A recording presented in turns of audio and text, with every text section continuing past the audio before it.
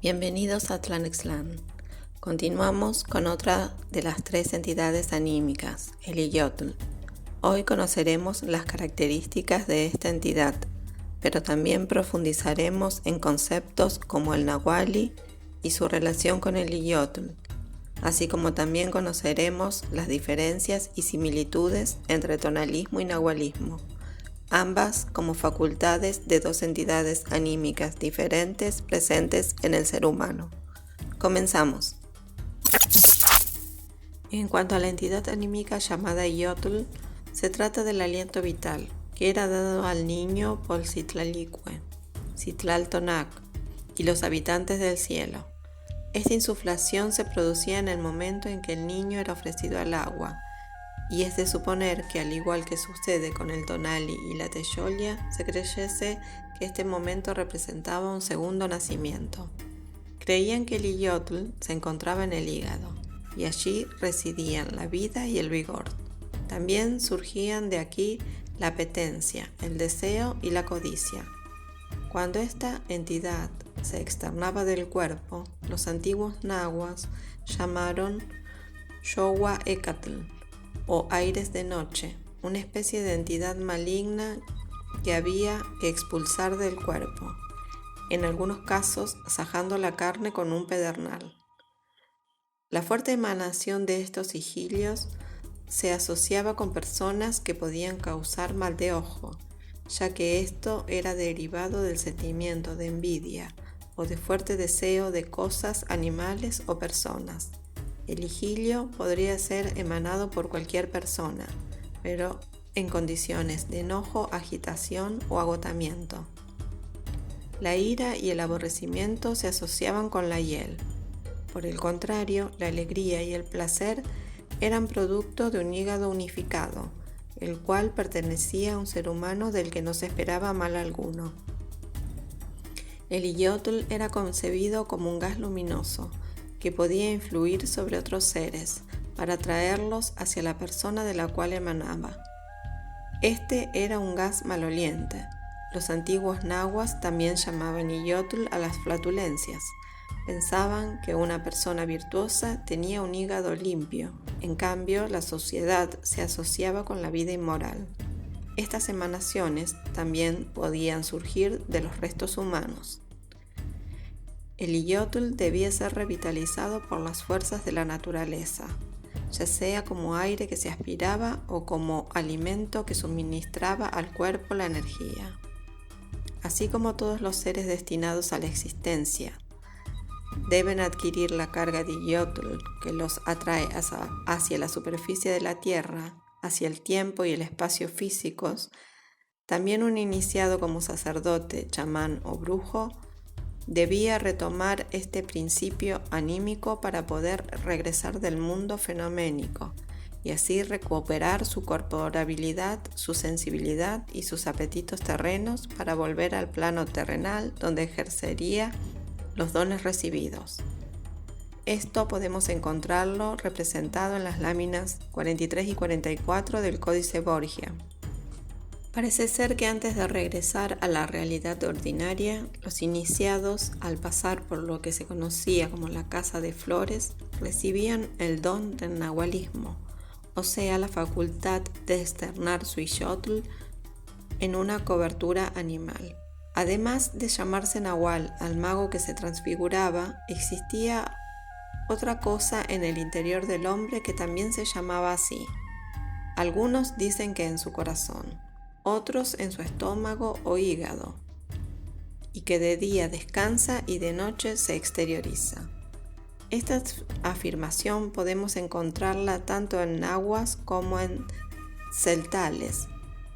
Los zoques afirman que el nahual es un espíritu distinto al alma, que sale durante el sueño, y los que recuerdan sus sueños pueden saber en qué se transfiguran.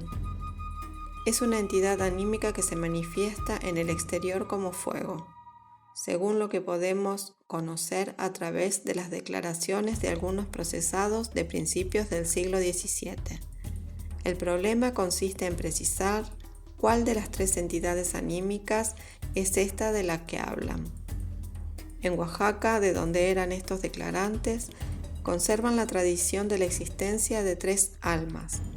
Llaman tonal al tonali, yolo a la teyolia y al iyotl le dan el nombre de nahual, a pesar de que su lengua no está emparentada con el náhuatl.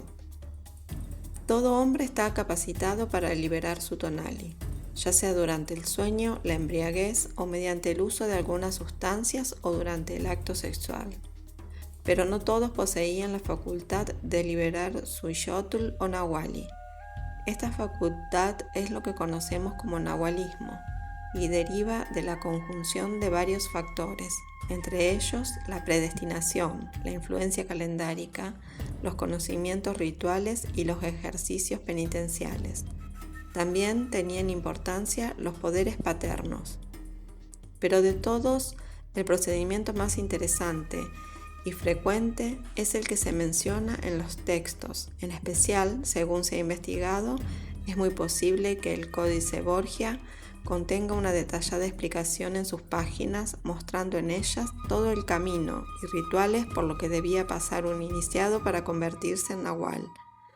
Se encuentra un importante ritual en el que el cuerpo debía girar sobre cenizas. No es extraño pensar que este ritual tuviera como fundamento el giro que se creía que daban los cuerpos astrales a salir del inframundo y saltar hacia el cielo. La imagen del nahuali malvado, desgraciadamente, es la que ha permanecido, a pesar de que muchos usaron estos poderes contra la opresión y la invasión, como lo hicieron Tsutsumadzin, Tekun Umán y Martino Celot.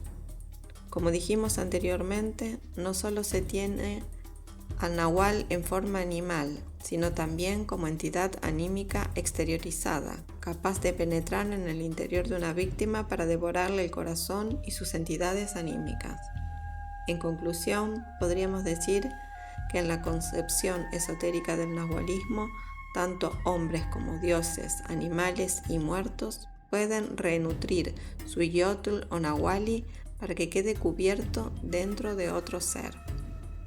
En sentido estricto debemos entender por nahuali al ser que puede separarse de su iyotl y cubrirlo una vez en el exterior con otro ser. Tonalismo y nahualismo son creencias muy similares y por eso llegan a confundirse, tanto estudiosos como indígenas. Ambos son la exteriorización de una entidad anímica y su inclusión en otros seres. En ambos casos, la suerte del ocupado y del ocupante están tan vinculadas que el daño sufrido por uno repercute en el otro. En ambos es importante el signo del día del nacimiento y el ofrecimiento al agua, pero sin embargo pueden señalarse algunas diferencias de peso. En el tonalismo se externa el tonali, en el nahualismo se externa el iyotl o nahuali. El tonali puede penetrar en un insecto para convertirlo en su vehículo, pero el vínculo se establece individualmente con un animal con el que existe una relación desde los primeros momentos de la vida del niño. Este animal, denominado tona, siempre habita en un monte cercano. Las diferencias sociales se proyectan también en la fuerza de este animal. En cambio, cada mago nahual puede introducir su iyotl en diferentes seres. El vínculo entre el individuo y su tona es permanente y definitivo, desde el comienzo de la vida hasta la muerte. La relación entre mago nahual y el ser en el que se introduce su iyotl puede ser transitoria, aunque se cree que en algunos casos se necesita un pacto previo entre el humano y el animal. Para crear la relación entre el humano y su tona no es necesario que el humano exteriorice su tonali. El tonali se exterioriza normalmente en todos los humanos. El iyotl o nahuali, aunque en ciertas circunstancias puede exteriorizarse involuntariamente, solo puede ser enviado como entidad tomando posesión de un cuerpo, por quienes conocen el manejo de la energía sobrenatural. Para establecer la relación con el tona solo se necesitan rituales simples. Para alcanzar el poder del nahual es necesaria la confluencia de varios factores: la fecha de ofrecimiento al agua, predestinación, ejercicios, rituales, etc. Cabe aclarar que no hay evidencia concreta que demuestre que entre los antiguos nahuas existía la creencia en el tona o animal compañero, sino que esta creencia pertenecía a la parte oriental de Mesoamérica. Actualmente, grupos nahuas del Golfo de México hablan de la existencia del tona. Espero que este video te haya sido de utilidad para echar un poco de luz sobre las creencias y cosmovisión de los pueblos mesoamericanos, sus prácticas y su rica espiritualidad, que sigue vigente en nuestros días. Me gustaría leer tu opinión y experiencia en estos temas dejando un comentario que sin duda leeremos con mucho interés. Si te gustó el video, danos un like y suscríbete al canal e invita a tus amigos a que también lo hagan. Esto sin duda nos ayuda mucho. Gracias por tu apoyo. Nos vemos en el próximo video de Tlanixlam.